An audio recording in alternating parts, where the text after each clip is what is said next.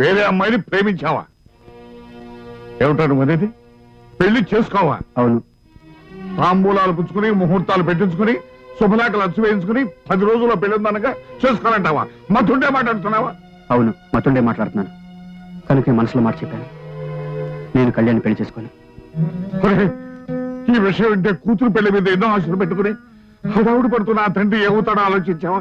నువ్వు ఆ ఇంటలుడు అని ఊరంతా చెప్పుకున్నాక ఇప్పుడు వాడు తలెత్తుకుని ఎలా బతుకుతారు? నాన్న, ఎన్నో కారణాలుగా పీటల మీద పెళ్లిళ్ళు ఆగిపోతుంటాయి. తాళి కట్టే క్షణాల్లో తేడాలు వచ్చి కాదనుకోవడాలు జరుగుతుంటాయి. అలాంటిది ముందుగానే ఇష్టం లేదని చెప్పడం వల్ల తప్పులేదని అనుకుంటున్నాను. నార్మల్, నీ కారణంగా మాట తప్పి ఆ పెద్ద ఆయన ముందు నేరస్తులా తలదించుకోమంటావా? ఈ పెళ్లి మాకు ఇష్టం లేదని నానవుడితోనే చెప్పలేను రా.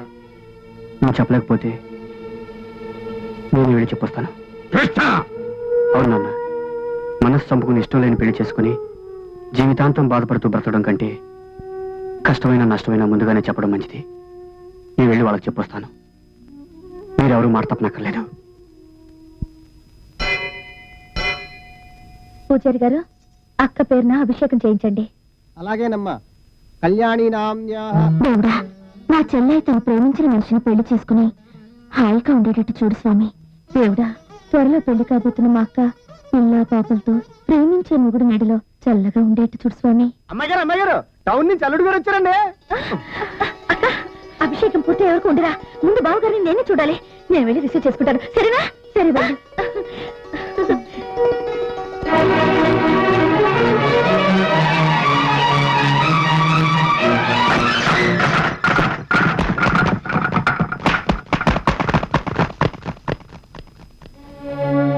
నన్ను క్షమించండి.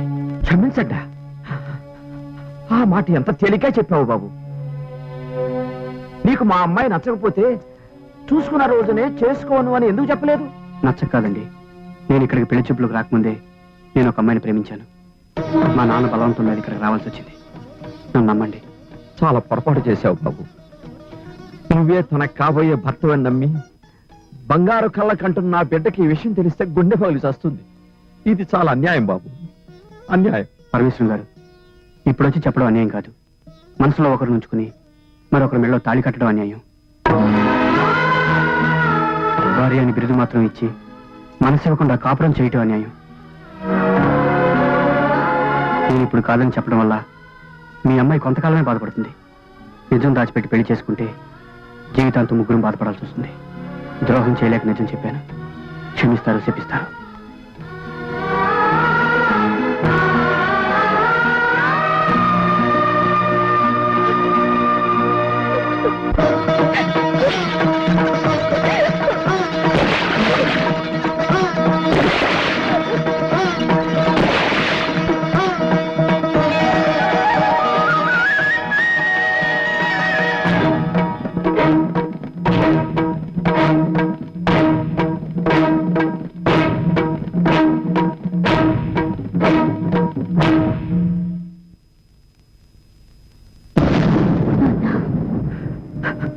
నమ్మించి నట్టేడు ముంచారమ్మా.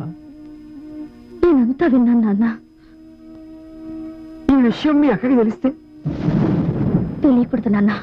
అక్కకే కాదు, ఎవరికీ తెలియకూడదు. అతను అక్కనే చేసుకుంటాడు. స్వప్న? అవును నాన్న. అతను ఎవరు చెప్తే వింటాడో నాకు తెలుసు. వాళ్ళ చేతి చెప్పిస్తాను, ఎలాగైనా ఒప్పిస్తాను. ఎలాగమ్మా? తాను ఎవరినో ప్రేమించారంటుంటే? ఆ ప్రేమించిన అమ్మాయి కూడా ఒక ఆడపిల్లేగా నాన్న. ఆడ మనసు అర్థం చేసుకోలేకపోతుందా నాన్న? స్వప్న, స్వప్న, నాన్న ఆయనేరి ఫ్రెండ్స్ తో వెళ్తూ వెళ్తూ ఒకసారి నేను చూసి వెళ్దామని వచ్చారట. నేను వచ్చేసరికి రావడం వెళ్ళడం కూడా అయిపోయింది కదా నాన్న? అవునమ్మా, అబ్బాయికి తొందర ఎక్కువ. అది కాదు స్వప్న, మన లాంచ్ దగ్గర మిస్ అయ్యాం, ఇప్పుడు ఇక్కడే మిస్ అయ్యాం. Missing him. నాకు కలిసి యోగం లేదేమో.